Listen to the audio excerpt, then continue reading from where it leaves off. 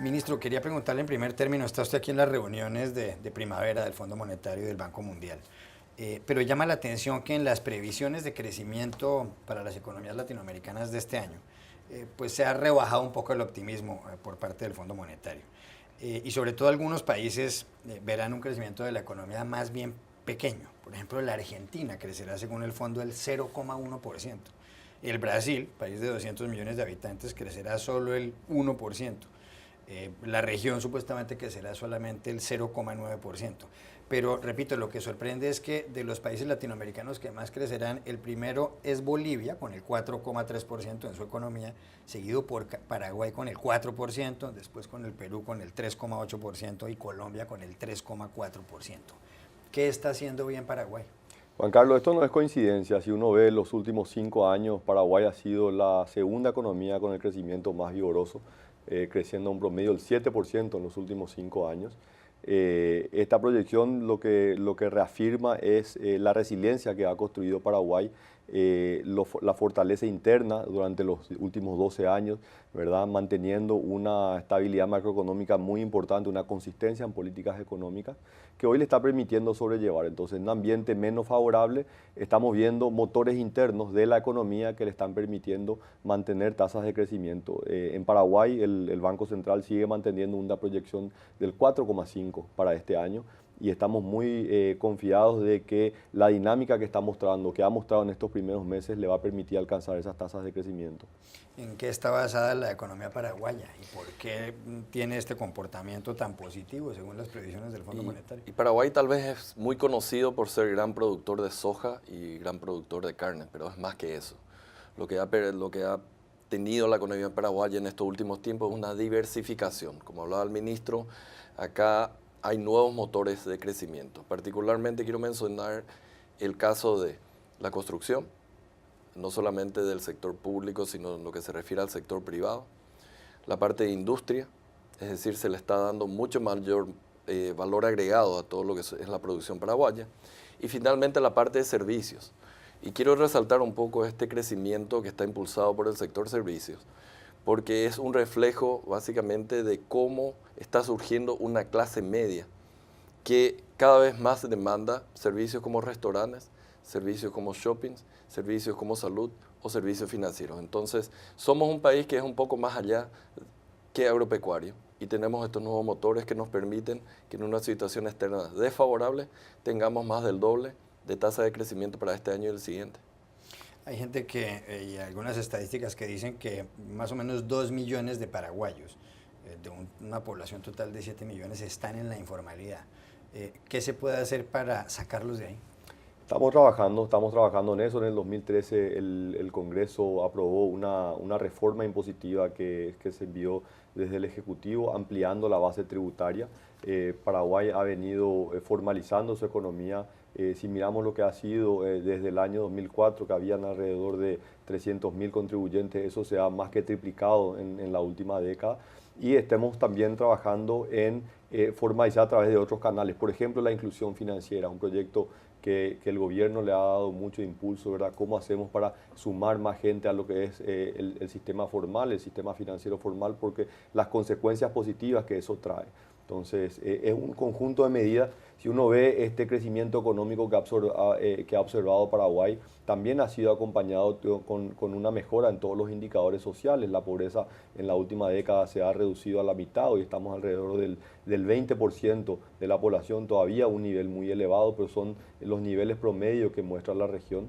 Más recientemente hemos visto el último informe del indicador de progreso social que publica la Universidad de Harvard, del profesor Michael Porter, donde Paraguay en el año 2014 mejoró 15 lugares en este indicador, un avance muy importante. Entonces, en la medida que sigamos manteniendo una estabilidad macroeconómica, una economía que crece y que este crecimiento sea inclusivo al mismo tiempo, el proceso de formalización también va a ir acompañando.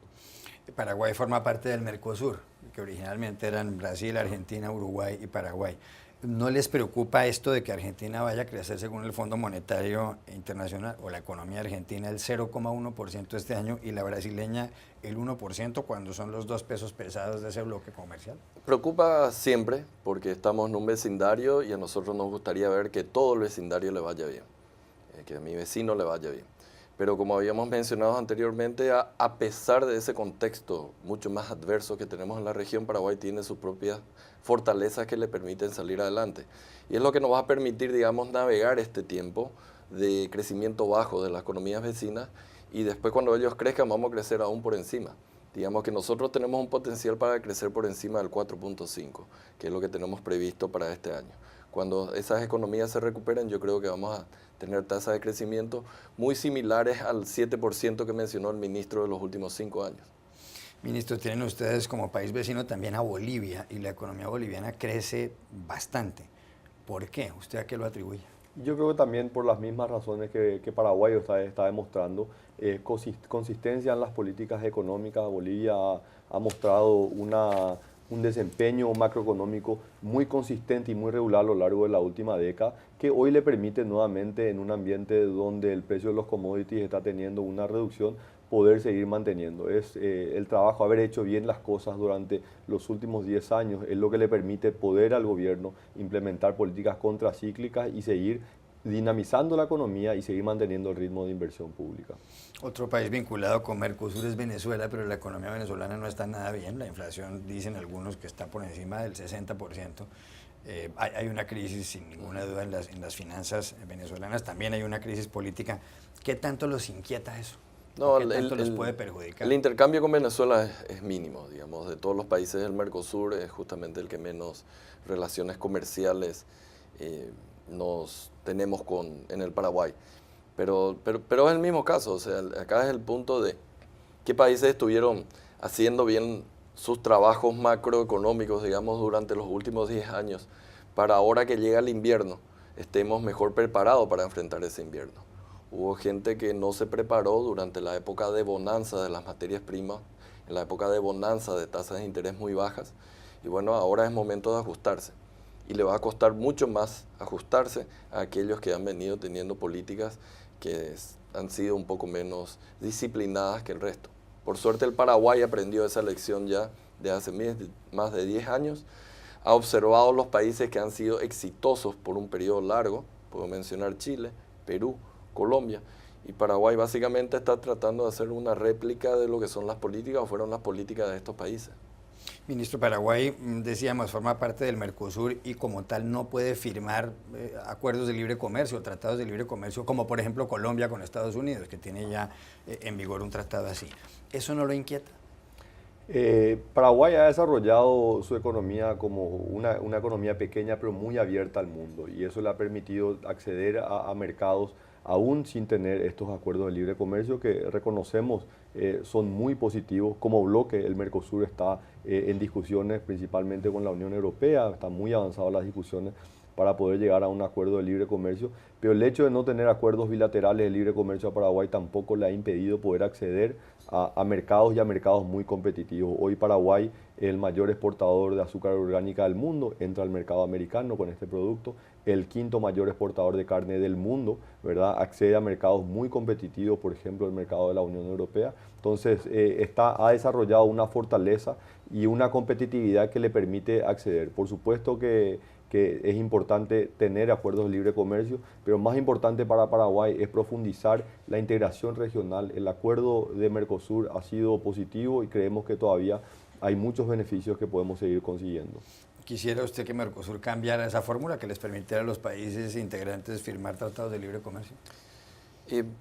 Tiene sus pros y sus contras. Ahora hay otros mecanismos a través de los cuales nosotros podemos acceder a acuerdos comerciales, digamos, en el marco de la ALA, y básicamente estamos por firmar el último acuerdo que nos falta, que es con México. A partir de ahí ya tenemos prácticamente, no vamos a ser miembros plenos de la Alianza del Pacífico, pero sí vamos a tener acuerdos comerciales, casi en las mismas condiciones que tiene un miembro pleno, con todos los países de la Alianza del Pacífico. Ojalá que pudiéramos avanzar, pero yo creo que también tiene sus ventajas ir a negociar como bloque, representando a más de 200 millones, casi 300 millones de personas, a que ir a negociar representando 7 millones de personas en el caso paraguayo. Entonces, ¿Por qué les atrae la Alianza del Pacífico tanto? Yo creo que son modelos económicos los cuales, si uno ve la historia de Paraguay, no solamente los últimos 10 años, de los últimos 50, 70 años, uno se da cuenta que hay mucha similitud en el manejo macroeconómico, ¿verdad? Te doy solamente un ejemplo. Paraguay tiene una moneda que tiene 72 años. Esto solamente hay dos países que pueden tener ese privilegio, son Paraguay y Colombia, ¿verdad? Economías que no han modificado su signo monetario durante tantas décadas, te da el reflejo de cuál ha sido el manejo económico en el largo plazo, ¿verdad? Lo mismo ha pasado con países como Chile, como Perú, ¿verdad? Y México, donde Paraguay se siente muy identificado con un modelo de consistencia en políticas económicas que finalmente le permite hacer un proceso de desarrollo económico mucho más inclusivo.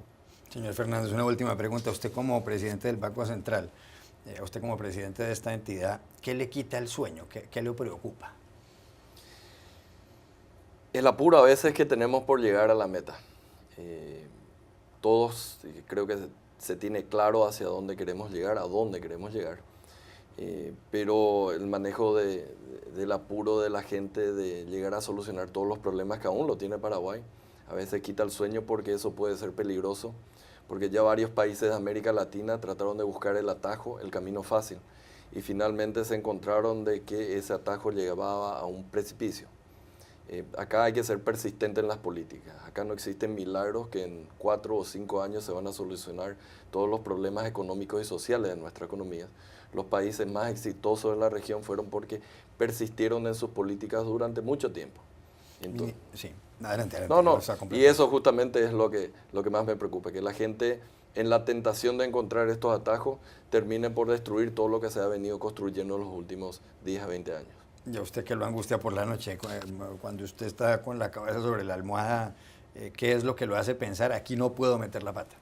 Yo creo que lo que más me preocupa y nos preocupa y ocupa dentro del gobierno es cómo hacer que este crecimiento económico realmente se traduzca en un desarrollo económico inclusivo que ayude a tener una sociedad más justa, una sociedad más igualitaria. Y pensar cómo políticas, por ejemplo, políticas de educación le va a permitir a Paraguay no solamente ser exitoso en los próximos 5 años, sino ser exitoso en los próximos 20 años, en los próximos 30 años, donde las economías pasan de ser simplemente productoras de alimentos a ser sociedades y economías mucho más avanzadas en el desarrollo de innovación, de tecnología, de conocimiento. Eso yo creo que son las grandes preocupaciones que tenemos.